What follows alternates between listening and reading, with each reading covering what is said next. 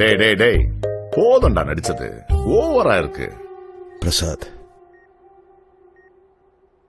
நீ தான் நான் சொன்னேன் சீனா ஏதோ பரோல்ல இருக்கான்னு. அந்த ஃபார்மாலிட்டிஸ் எல்லாம் பாரு.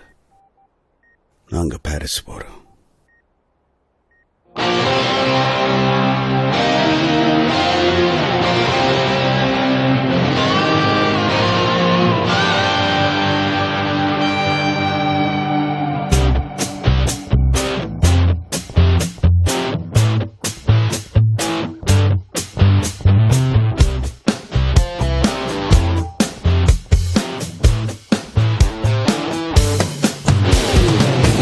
பாரிஸ்க்கு டிக்கெட் எவ்வளோ?